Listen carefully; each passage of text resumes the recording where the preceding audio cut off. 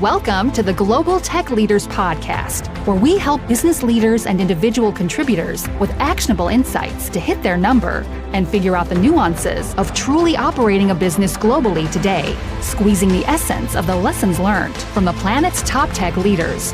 This is your guide to joining the fast track to global market scaling.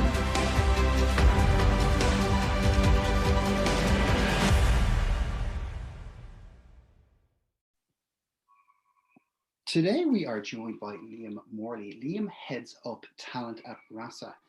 They supply infrastructure around conversational AI, giving you tools really to the developer community to provide better, more usable products that are based around a superior customer experience. They're hiring incredibly fast at the moment and growing to scale. They've been funded to the tune of $26 million at a Series B. Keen to understand much more about their cultures, their value, their product set, why it's disruptive in the market, and where that's taking them and what they've learned thus far. So welcome to today's show, Liam. Thanks, great to be here. Wonderful. Well, look, just as we dive right in, maybe just tell us a bit about your story and what's brought you to a career in talent acquisition and why you're so excited about Rasa, if you would. Sure, of course.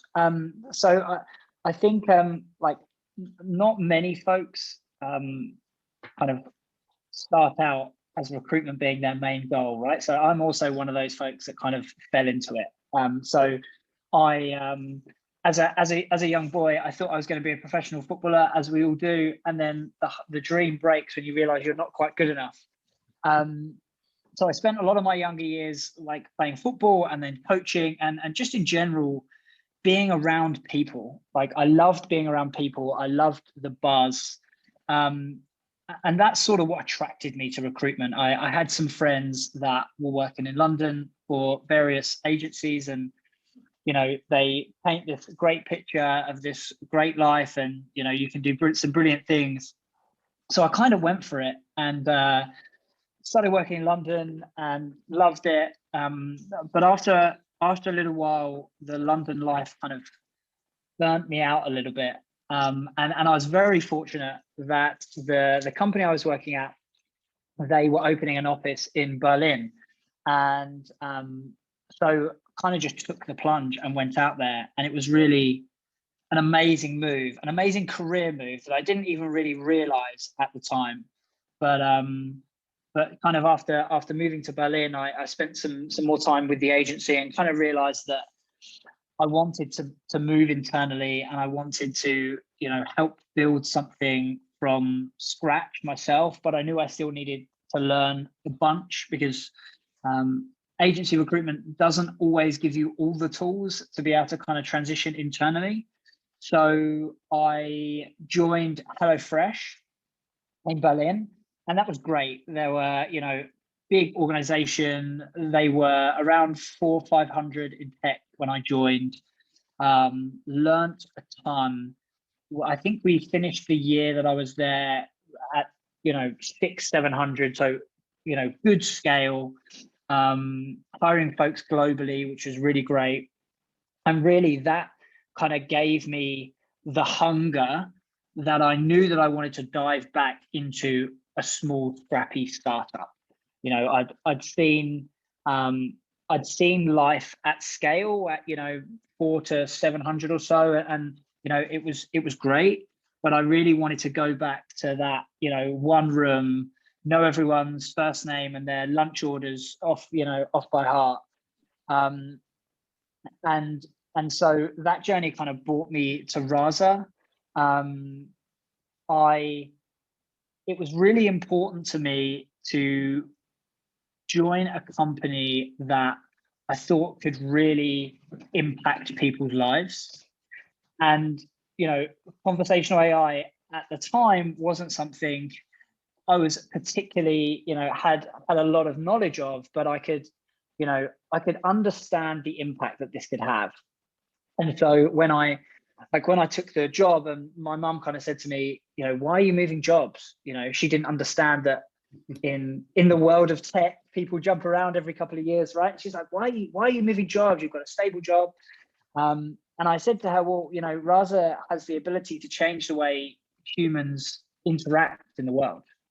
She was like, wow, okay, that's interesting. That's cool. And kind of paired with that, what I think is super important in our line of work, in talent and anything around people, is that your founders are really people focused.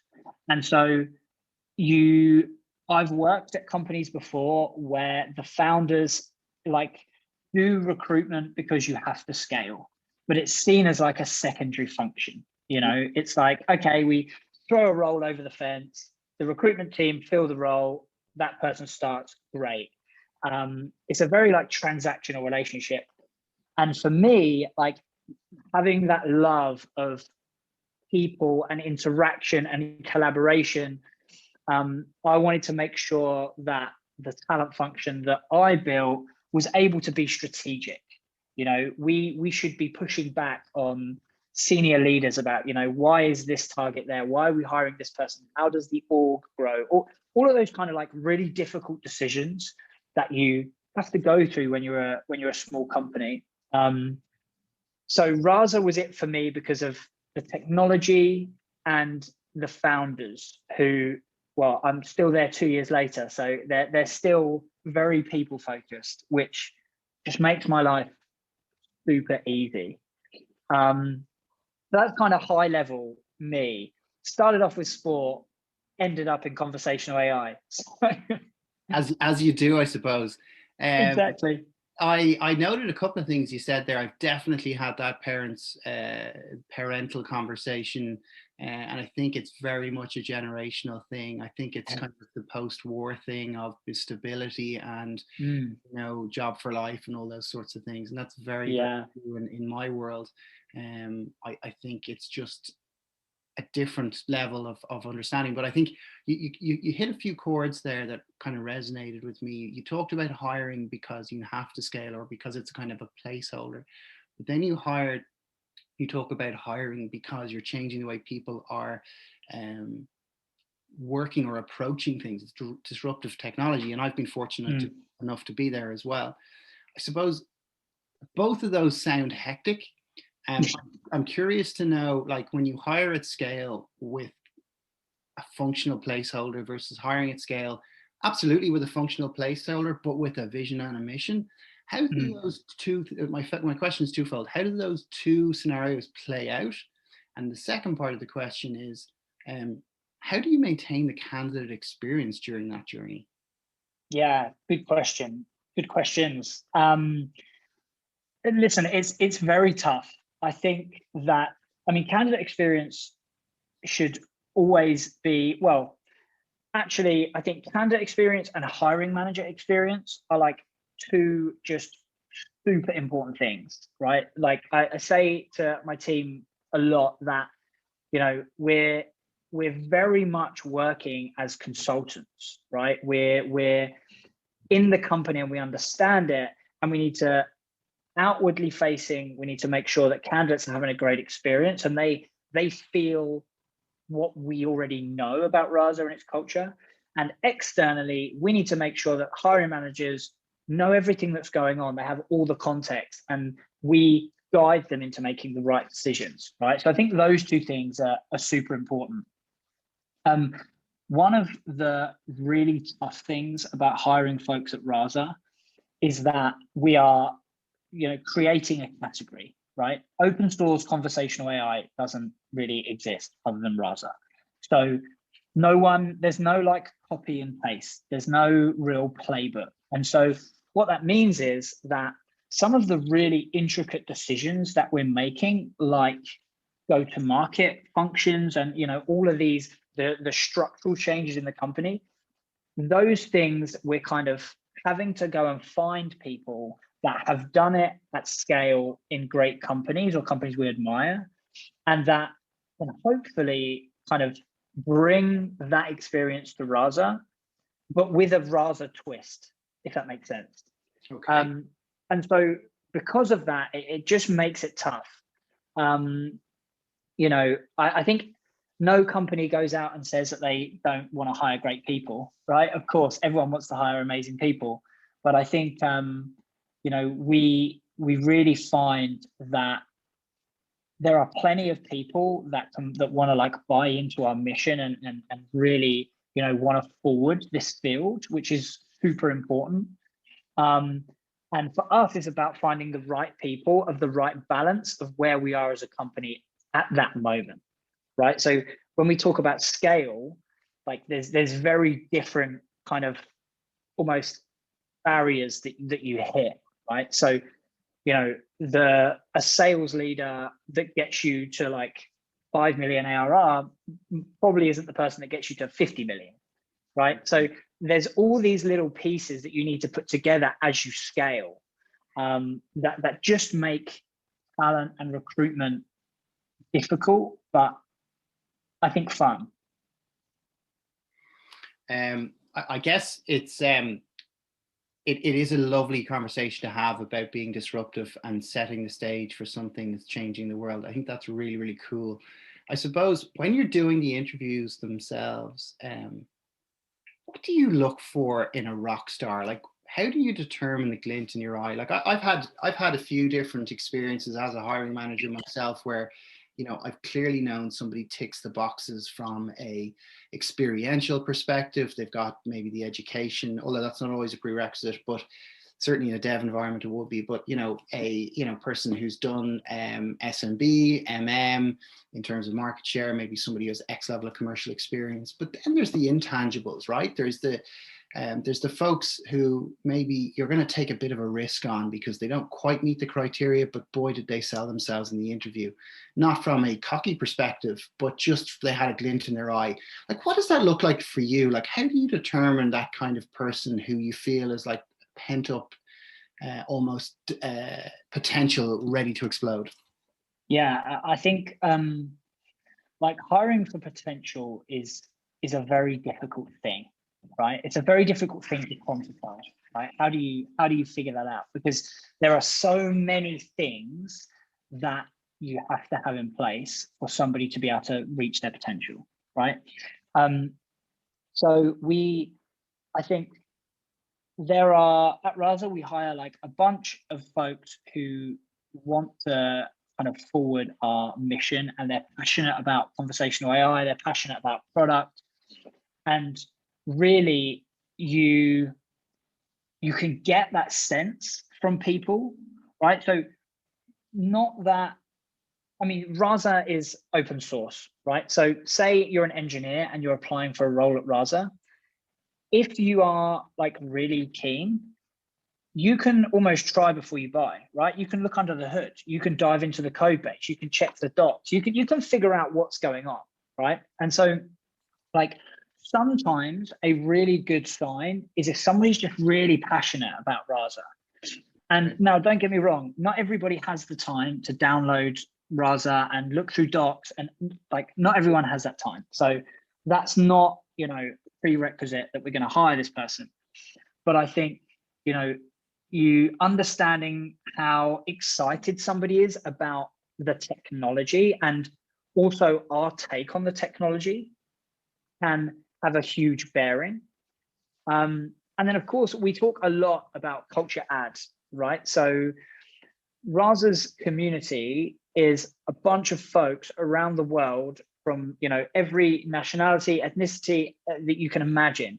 And so for Rasa to be successful in connecting with those people, we need to almost mirror that internally, right? So it's important to us that we have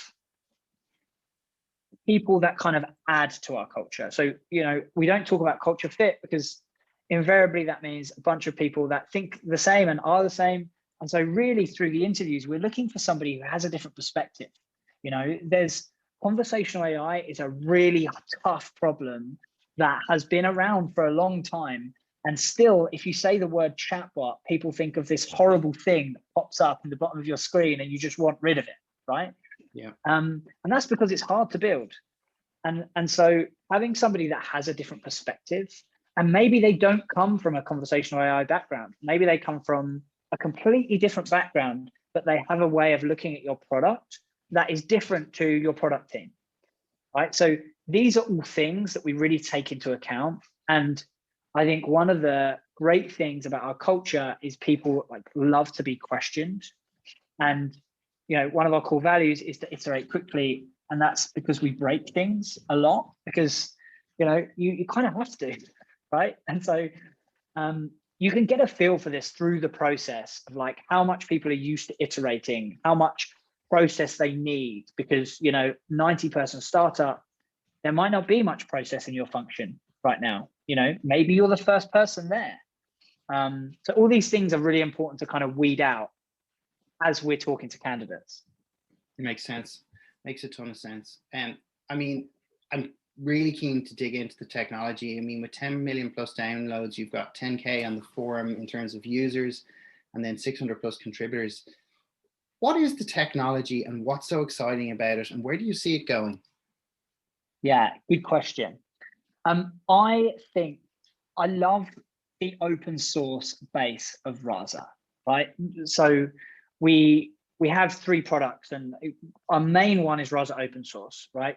That's where we were built from, and really we want to be a company that helps forward the field of conversational AI. We do our own research, and you know, we really want to kind of push this field forward. And so that's a special way of looking at conversational AI, because if you look, for example, at like IBM, who have IBM Watson, like huge competitor of ours, obviously huge company, right?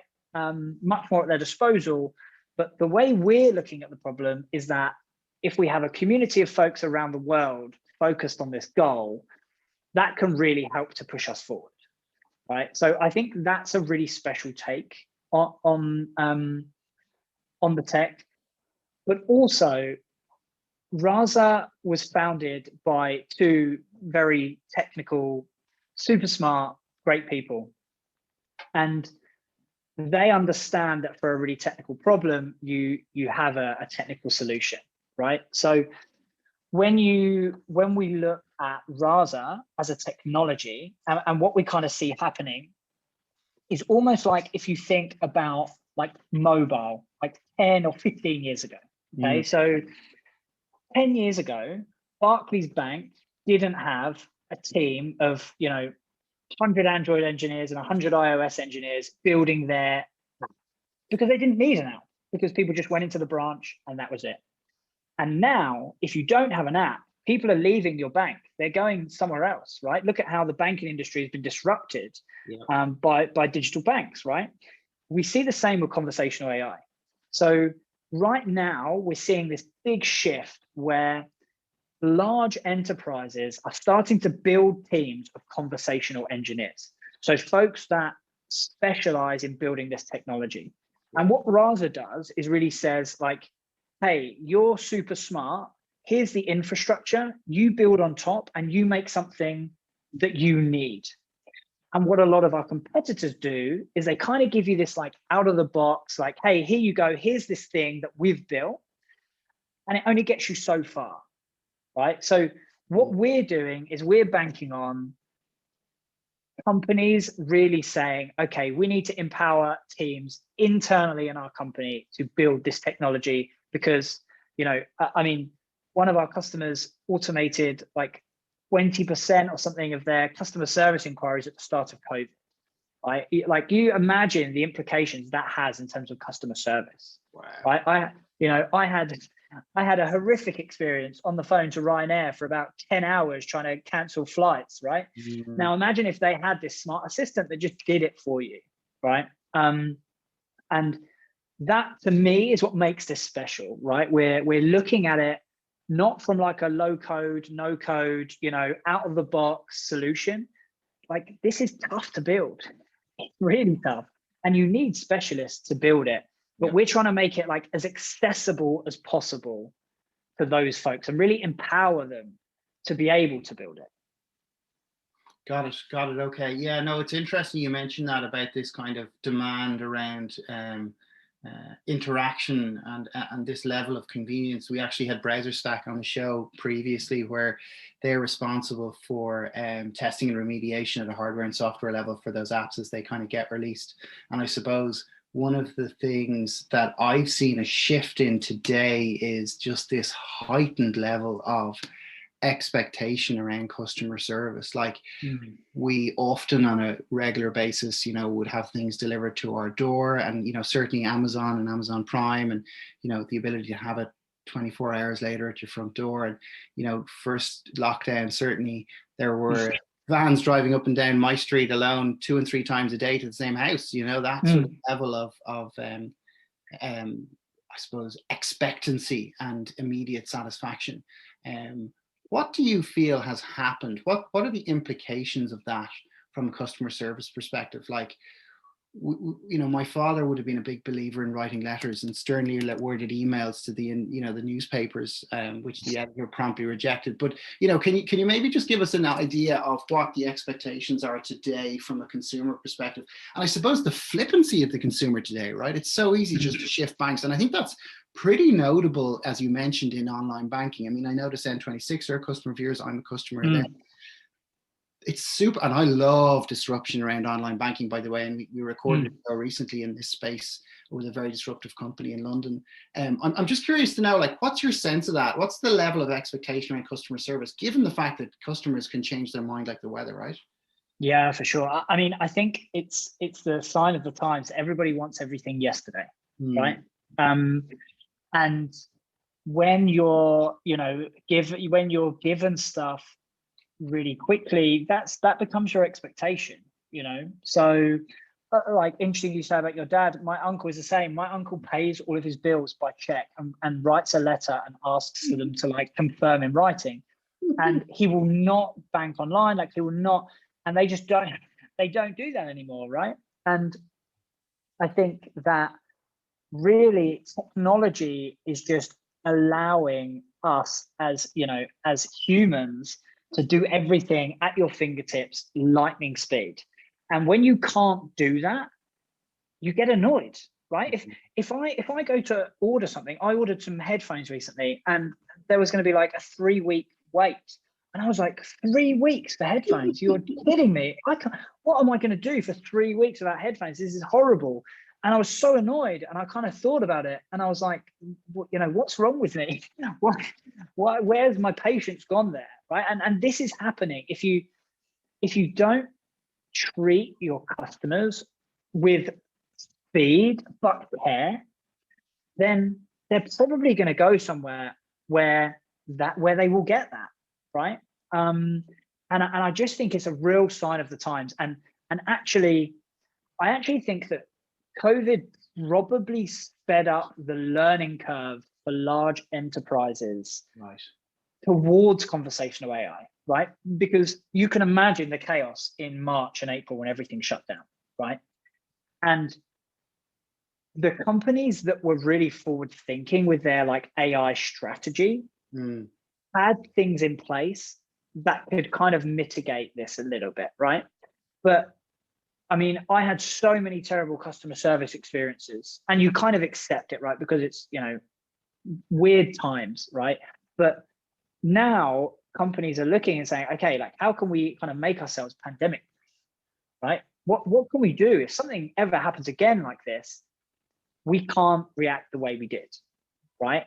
And I think it's just a complete sign of the times, and I think that's good for technology.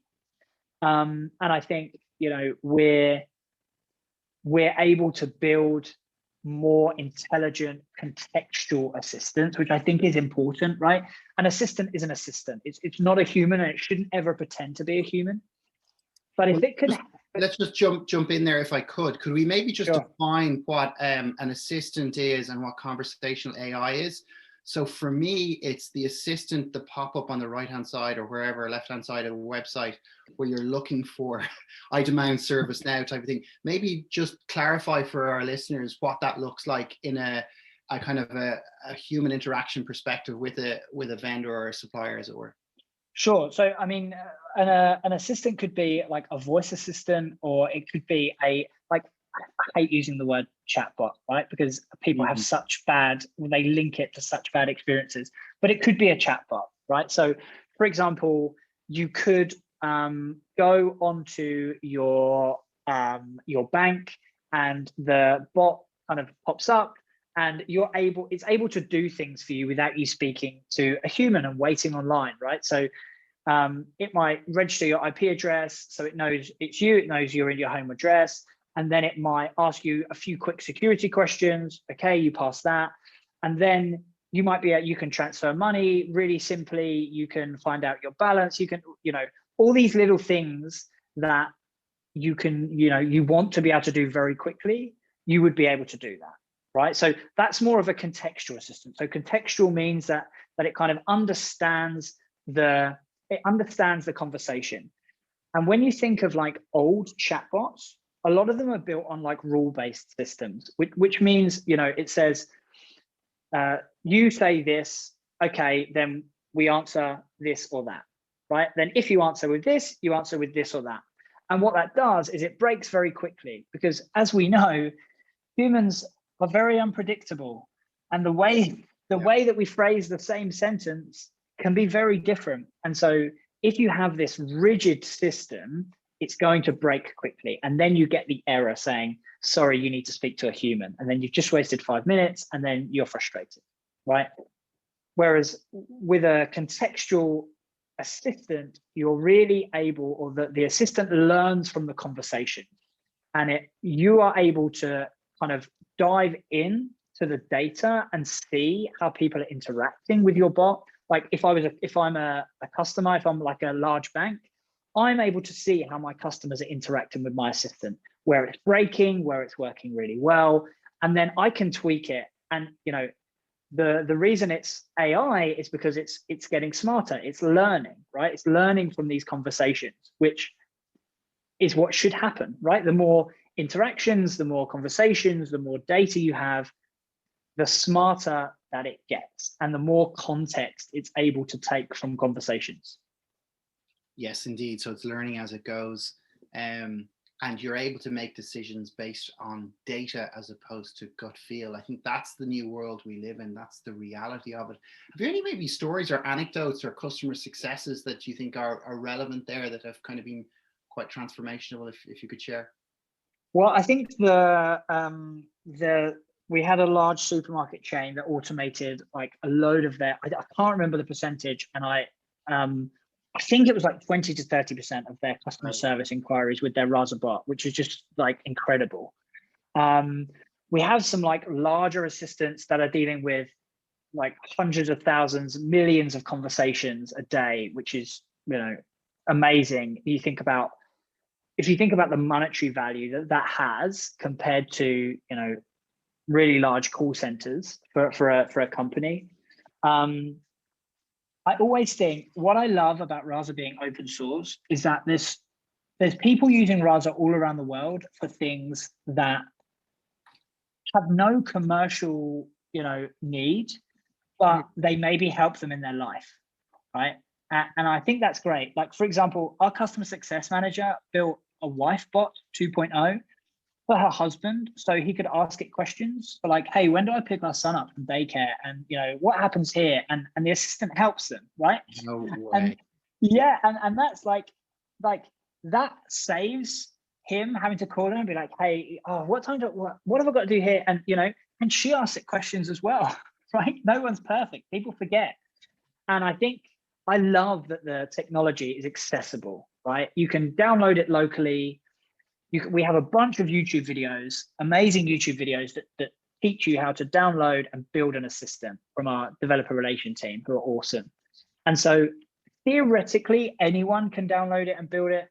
But if you have some engineering experience, you need to use some Python, and you'd need like the training data. But really, it's accessible to anybody that has a computer and can download it, right? Which I think is cool. Very cool. You've blown my mind there with the wife bot. I'm actually going to have my wife on the show because she's a business development leader. But I'm going to tell her that story because, I ask such questions you've just mentioned.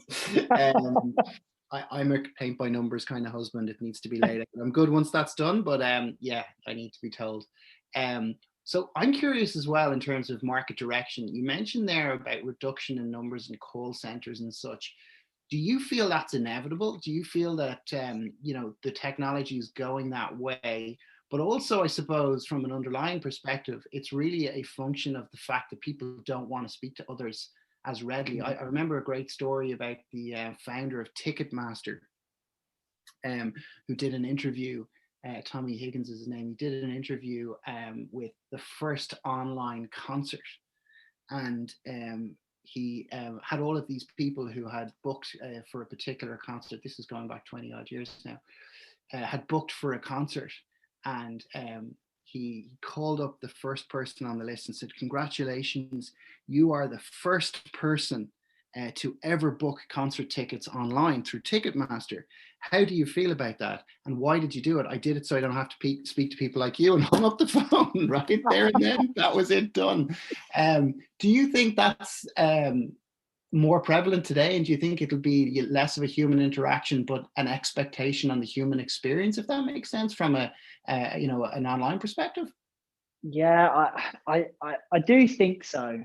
I really do. I mean, I think about like a lot of things that you do online. Like perhaps you are applying for a loan and you don't particularly want to speak to another human about your, you know, intimate financial details. Maybe it makes sense to speak to, you know, to have an assistant or to have something else that you're interacting with, right? Like I think when it's human to human interaction, sometimes the barrier goes up, right? Because you expect the human to have some bias. And you know, I mean, obviously conversational AI can have bias, right? Because it's trained on data that's made by humans. So, you know, it has bias. But I think the way the world is moving, I mean, most things are online. And I think the speed that we need things and want things means that a lot of tasks are being automated. I mean, if you think about recruitment, for example, I remember starting recruitment in an agency and my boss telling me about when he used to have a huge file of facts on his desk and he'd just flick through and call through, or like new people, he'd say, "Right, you're calling through page 50 to 70 today. I want you to call every number." Wow. Now, can you imagine that now? Like now, recruitment companies have like dialers that are just dialing the numbers that are rolling through, right? Sure. And that's in like a short period of time. So I think that technology is moving so quickly, and it's important that we embrace it, but it's also important that we question it, right? Where, like, is this thing that I'm using, you know, is it built ethically, you know, and is it really having a positive effect on my life? And if it is, then I think great, you know, the more the better. But I think the problem with, I think, a lot of this industry is that there are still so many unknowns, right? And rightly so. Like, people don't really understand yet. I mean, we do understand, but it's not, you know, it's not spoken about enough, of like what it means to have your data everywhere and what it means to have these assistants that have access to everything and that learn from your interactions and, you know, learn from your everyday life. Like, we still don't understand all of the implications of this and of the technology. So it's really important for Rasa, for example, that we build our technology ethically and we think about how people are using our assistants and our infrastructure to help people, because it could be used in, you know, pretty sinister cases, right? Of course it could. And it's important that we don't get too carried away and that we also make sure that technology is built in the right way to really empower humans and to help us in our lives, and that it's not, you know, we're not coming up with all the sinister use cases that of course we could do. Okay, now that's a very good. I suppose there's a lot of ethical questions there that are being brought forth, and I know, I suppose, Google and Apple can predict your movements before you even know them yourself, based on heuristics and past experience. I mean, my Spotify and my Netflix account know me fairly well at this point, and they're remarkably accurate as to what I'm interested in, which serves me, right? It does actually help me, but as you rightly said, Yeah. that brings forth its own level of responsibility. So I'm curious to know, like, from a Rasa perspective, like, talk to me about your internal cultural values. Obviously, with that great power comes great responsibility. Like, how do you translate that into cultural leadership and setting the tone for you guys as an organization in terms of what's important for you to hire that right person? Sure. I mean, I think, every company in the world is talking about culture, and if they're not, they should be, right? And I think it's great that there's such a focus on this, and I think it's actually from generations now not allowing companies to get away with what they've got away with in the past, right? So I think that's great. It holds people accountable. Culture is a very fluid thing, right? It can change every single day. It can change on somebody's mood. They can have an effect on the culture. And so really what it's about is hiring folks that believe in similar core values, right? So they understand the world, or they will react to certain situations in a way that you would find inclusive, and that would foster a culture of belonging, right? So it's quite easy through like some situational questions to kind of figure out, people's experiences at previous companies and different situations and how they've reacted and how they might react to that situation at Rasa. And it's quite a fine art to figure out if this person will, add value, or if they will perhaps take value away. And for us, it's not worth the risk of hiring somebody that may be, 10x a software engineer as somebody else, but that culturally would cause a lot of damage. It's not worth it for us to hire this kind of person, right? And we have our core values that we work towards, and that we I think are true in our day-to-day work. But we also, for example, the leadership team have leadership values, and to be a leader at Rasa, you have to be bought into diversity, equity, inclusion, right? It has to be part of your everyday.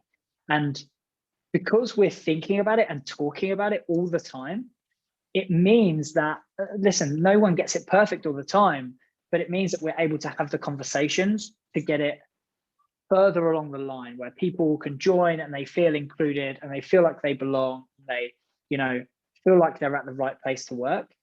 And if you empower people and they feel like that, then, and they believe in your mission and they're great at their job, like that's the sweet spot. That's the potion that gets you to that unicorn company, right? And we're not, we do not want to cut any corners on that, right? Like our kind of North Star is to be a leader in, culture and DEI. That's super important to us. And because of that, you have to have a pulse check on the company, right? You have to figure out there's no point in making all these statements and, having hiring targets to hire folks from underrepresented groups, but then the people that you do hire, hate it at work because they feel marginalized, or they have a really bad experience, or somebody, makes them feel like they don't belong there. So I think the thing we do at Rasa is constantly look internally and try and figure out what we can do to make Rasa better all the time, right? We'll never sit back and go, cool, we fixed it, great. Just ask a bunch of people and they're happy, amazing, we've done it. Constant pulse checks, super important. And understanding that you can't boil the ocean, right? You can't fix everything, because there are going to be things that are broken. There just is, always. But if you can think strategically about, okay, what can we have a real effect on now? And then what can we be working on that has a longer term effect, right? And if you're thinking about all these things and you're having these conversations, then invariably you're going to build a culture that creates a successful company. I couldn't agree with you more. And I suppose I'm curious on an example there, and please don't provide a perfect answer, but or do if you wish, but I suppose what's a question that you feel is a must-have question in an interview process? I think um, I think it's, I love asking people to like giving them control of the interview. And I think it's especially important with founders, with founder interviews, to kind of say like, hey, what do you want to ask me? And I think that really helps you find out how important it is to somebody, what kind of company they work at. So for example, if a founder says to me, what do you want to ask me? I'm going to want to ask them, do they really care about this? And what do they think about that? What's the hardest thing you've solved or changed? All these kind of things. So I love giving the power to the interviewer, right? Because I think that's important. It shouldn't just be me asking this person a bunch of questions to see if they're a fit. They are interviewing me as well, right? I want to make sure that they want to work here. So, I want them to ask me questions, but I love like situational questions, right? I love, what's the hardest conversation you've ever had with a teammate?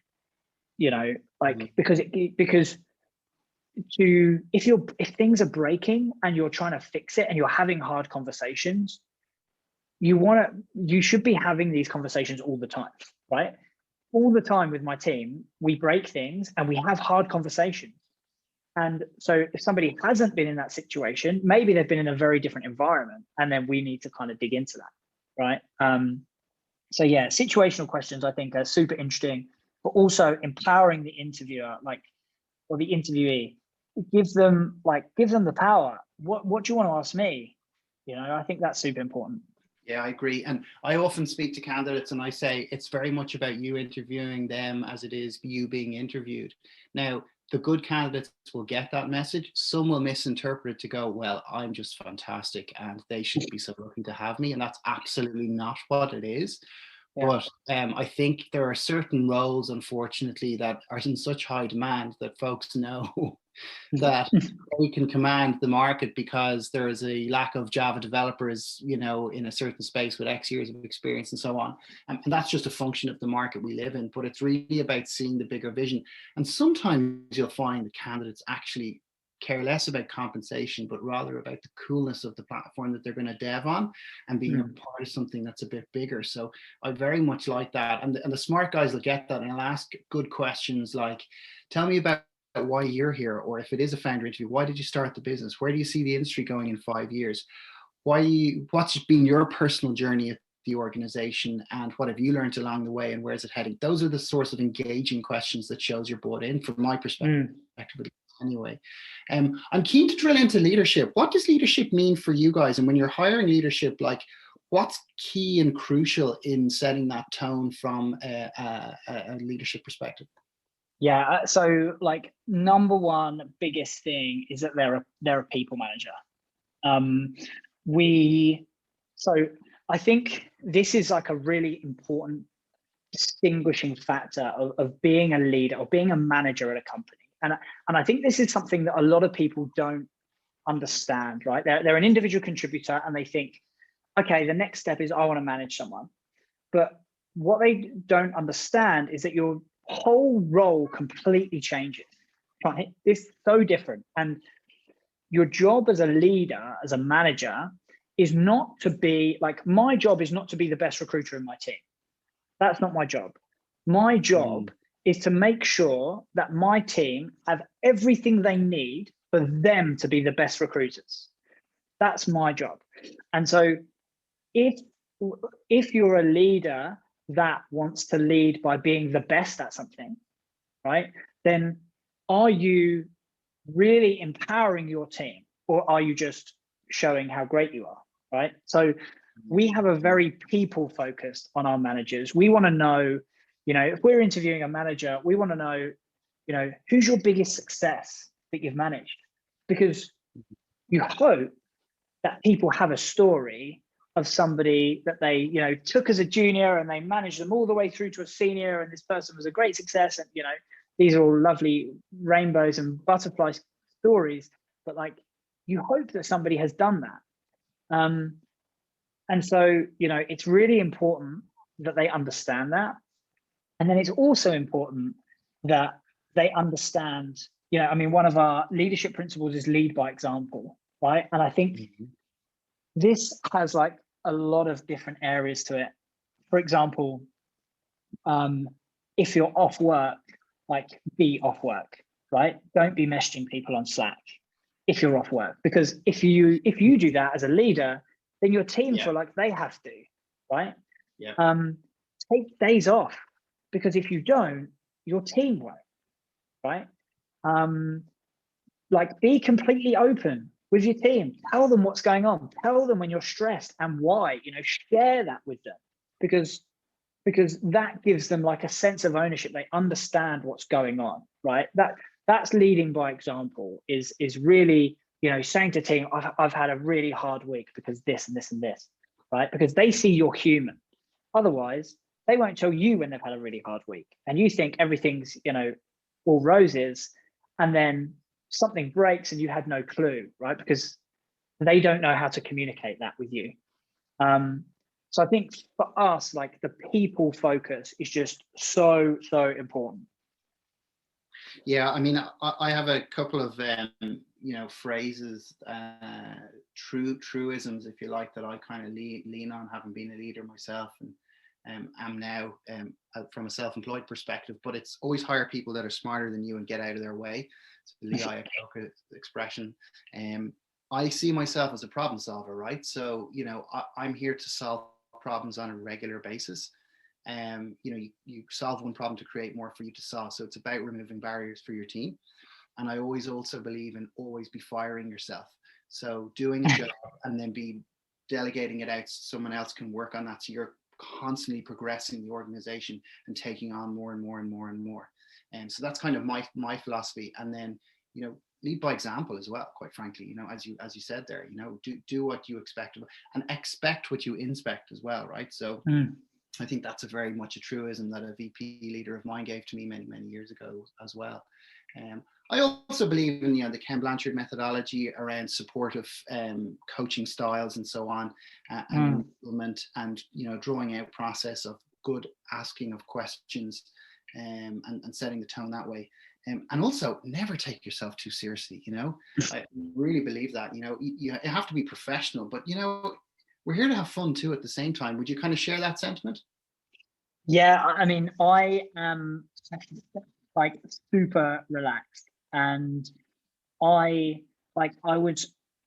hope that my team never feel like worried to come and talk to me about something or to ask me something, or I've had managers in the past where I'm like scared to talk to them about something or scared to ask them for a tool because I'm like, it's going to be a hard conversation. I think it's so important to have a good relationship with your team, and you should show a bit of your human side, right? You should share that. If I think it's so important. I'm not saying that you have to be best friends and calling each other and whatever, but I think like you spend so much time interacting, and having a good relationship and being yourself and letting them into your personality, I think is so important. Yeah, couldn't agree with you more, because that builds rapport and shows you're genuine and you're a human being too, with a life and responsibility as well, and you're doing this for a bigger purpose. So I definitely am akin to those values. Well, look, I really want to thank you this afternoon for our discussion on today's show. I think that's been hugely insightful. I look forward to hearing of your continued growth and success at Rasa, Liam, and welcome you on the show in the future anytime. Awesome, thanks. That was really good fun. Thanks very much. My pleasure. You've been listening to the Global Tech Leaders Podcast, designed for both established and aspiring career-focused tech rock stars, as well as helping leadership figure out how to speak global in today's multicultural world. For further details, check out sf-talent.com.